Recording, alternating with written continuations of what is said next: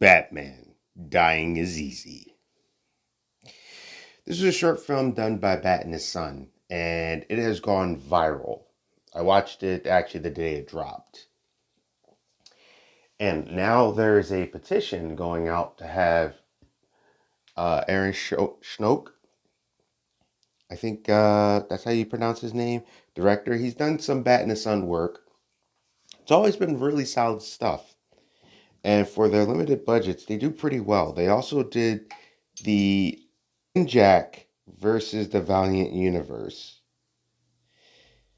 And Aaron has done a fantastic job, as well as a lot of the actors, with the limited budget and resources that they have. And I've always enjoyed them, especially their superpower beatdowns, just to see their fights and stuff. So this movie is starring a guy who's been Batman a few times on their sets, and actually, I think is a really good Batman. I've seen some of his older stuff too. Kevin Porter, he is Batman. I don't think they've ever had someone else play their Batman. Kevin Porter seems to really fit the role, and it's funny too because in his size, he's a good Batman in my opinion. So about this film, I feel like this is a strong Batman representative, very strong, very iconic. If you have an issue with, because for some reason there's this thing that comes up now that people kind of whine, and yes, I'm saying it's kind of whining about Batman being violent, not realizing that, but then they'll like the 1989 one where, he's a serial killer. But you get over it. Watch the whole film because there is a moment where Batman does something and he slips into anger, like a human would when certain things happen. Sometimes people will have a moment, but I digress. Watching it to the end and seeing certain things, you will have a, oh, okay, kind of thing. And I thought it was fine and appropriate as comic book representation. Now, one of the funny things is too is that when sometimes people I talk to my friends or something, they're like, "Hey, who would you have play this as live action?" So they had Bullock in there, but he was played by Michael Madison, which is funny because my idea for who should play Bullock, if they ever did it, would be Michael Madison. And also, too, fun fact, when I talked to my friends, because I wanted to see the Riddler in a live action, I said, Doug Jones would make a good Riddler.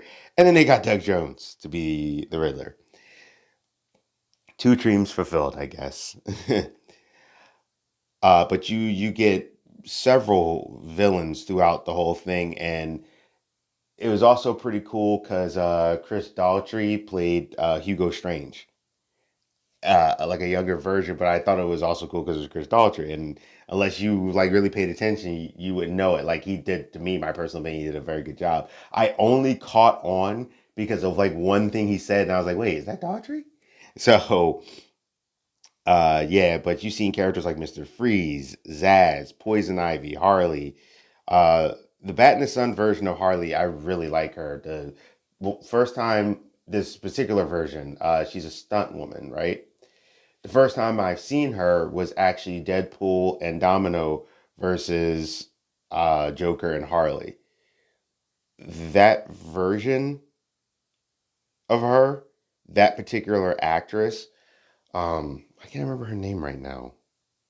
She's a stunt woman, and I'm sorry, her name is escaping me. I'll put it up on the screen. Amy Johnson, I think there's her name. She's really good. She did a fight scene with Scott Atkins. I wish I would see her in more stuff. She's actually a pretty decent actress too. Like overall, but she's a great martial artist.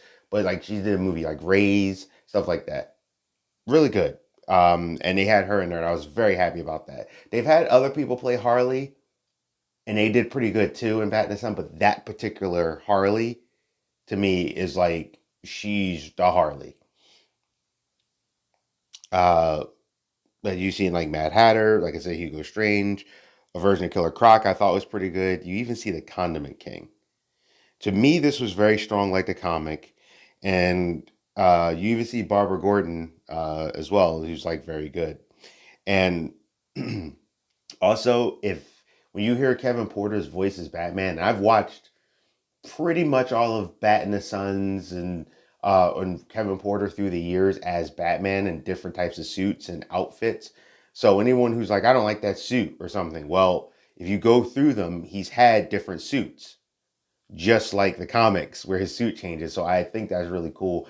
I think this one is not canon to the one like City of Scars. There's like a few of them. Like there's one with Joker called like Subject J.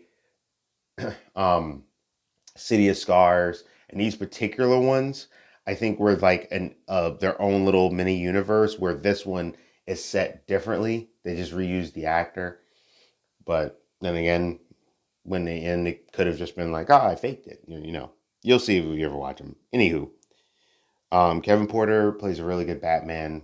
He has a nice size.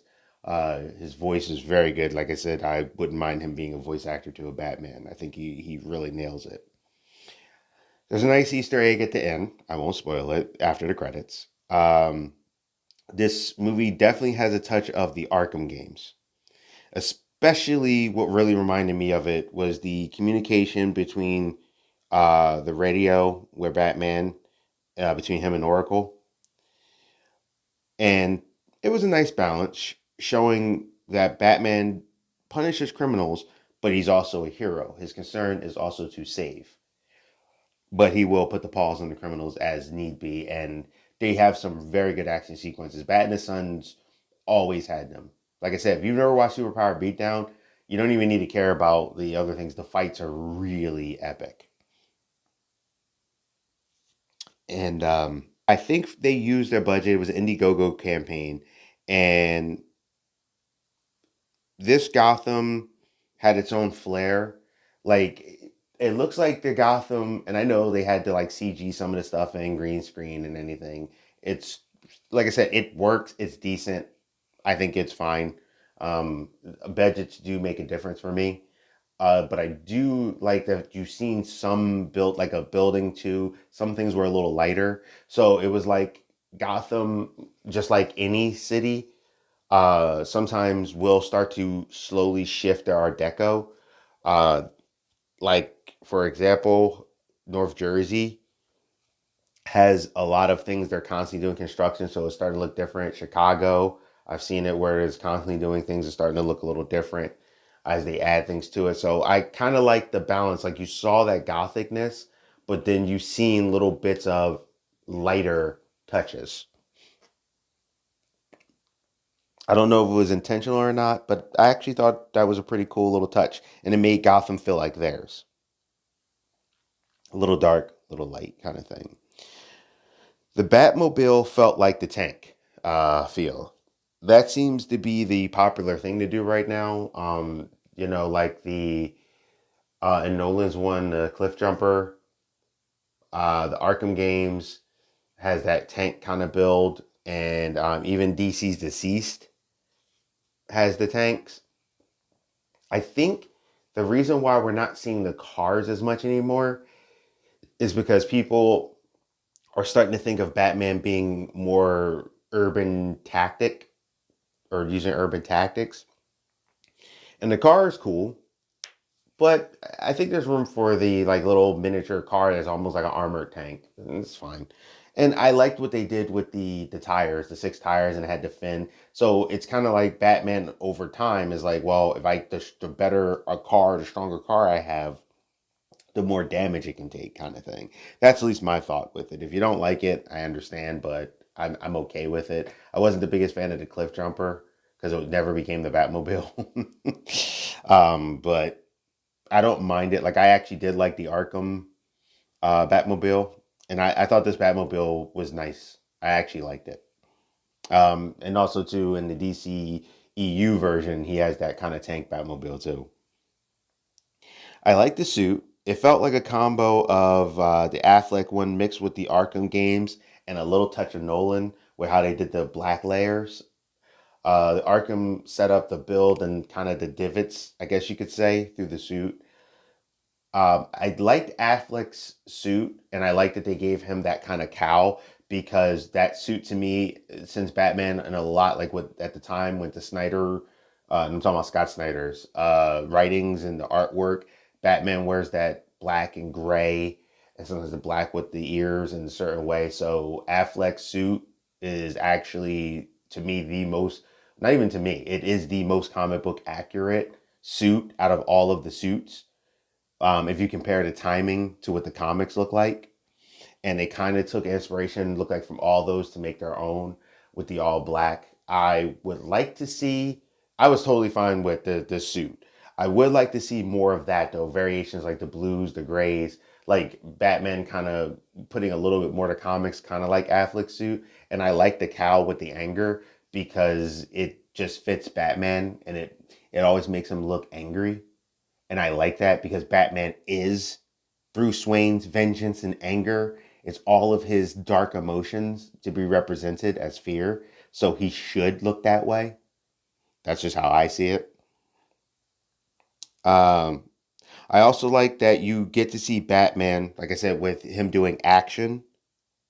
But I also enjoyed that Batman had a moment when he was about to go a step far and to bring it back. But there's a reason why they show that, because in the beginning they show him do something, because at the end they show him do something and it leads that way. It's something that he does to a criminal that seems a little excessive, but there's a reason, because Batman's a person and he's angry, and the dude implied something, and Batman had a moment because that was a little pushing it a little too far.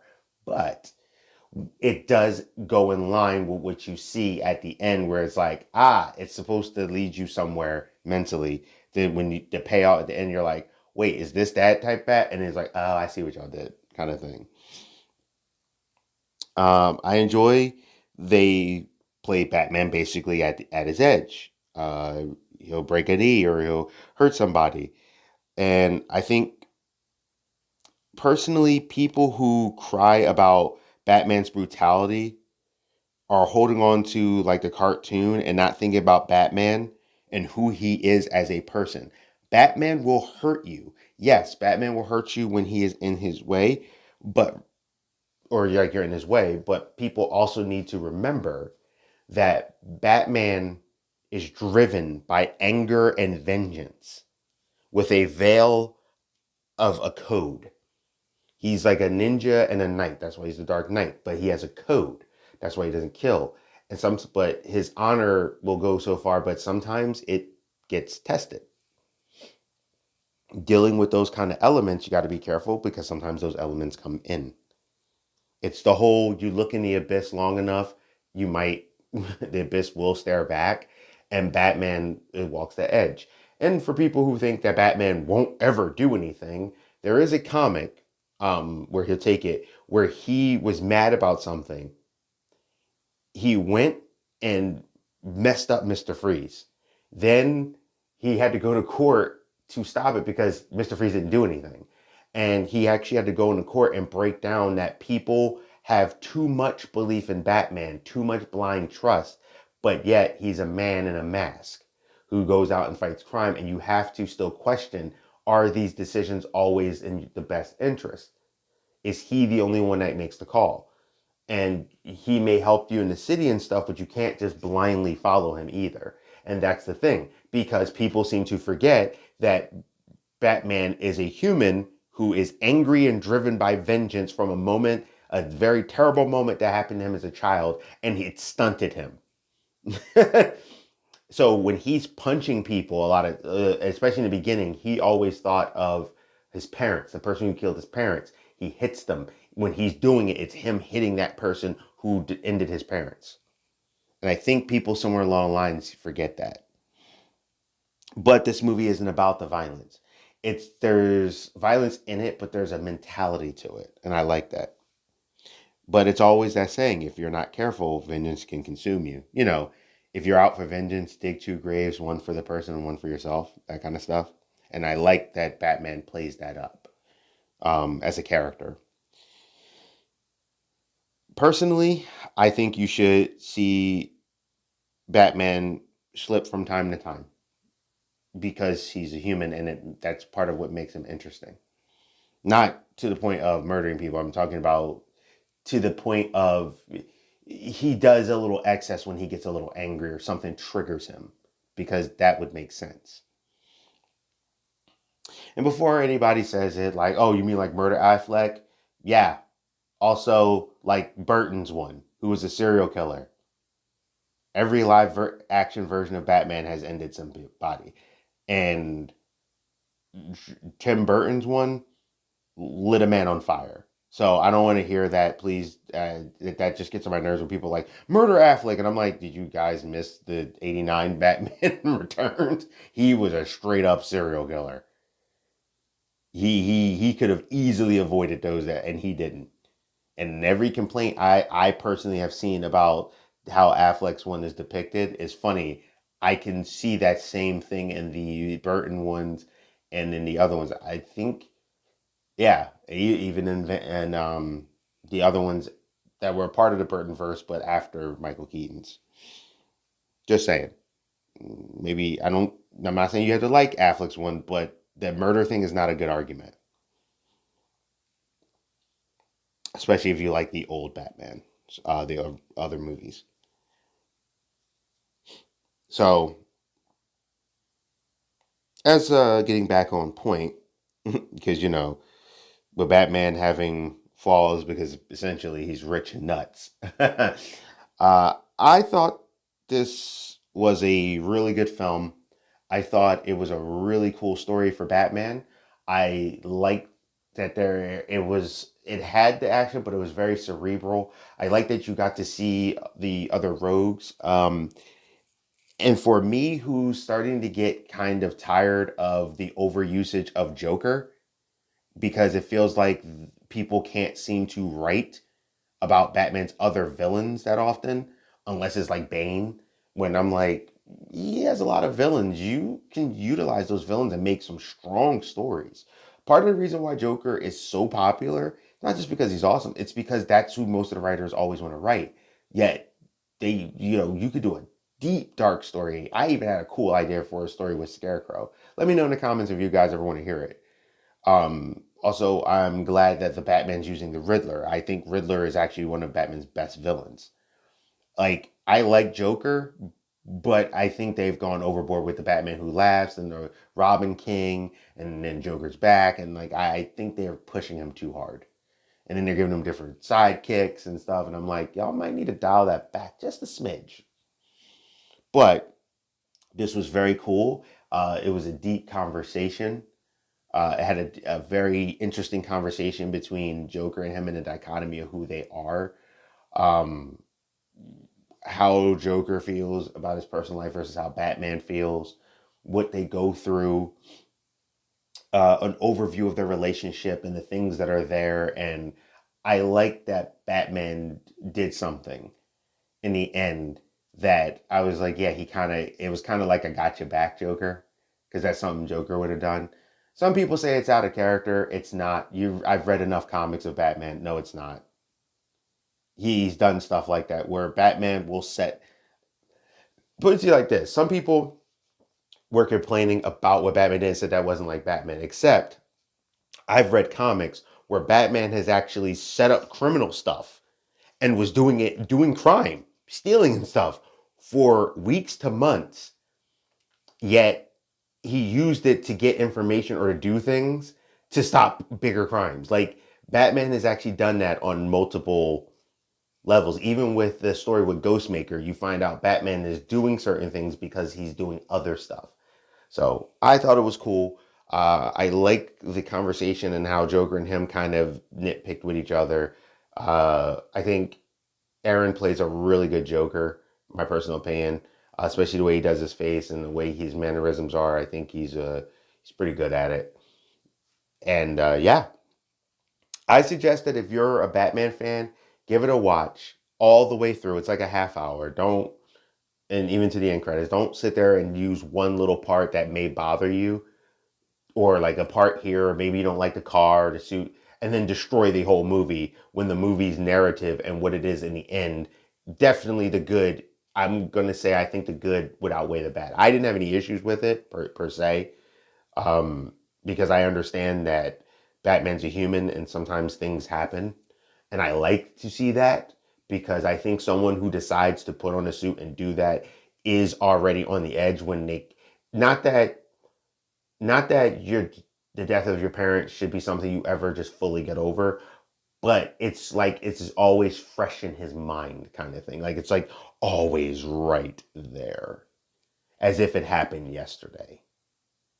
Time did not heal his wounds kind of thing. So yeah, I thought this movie was good.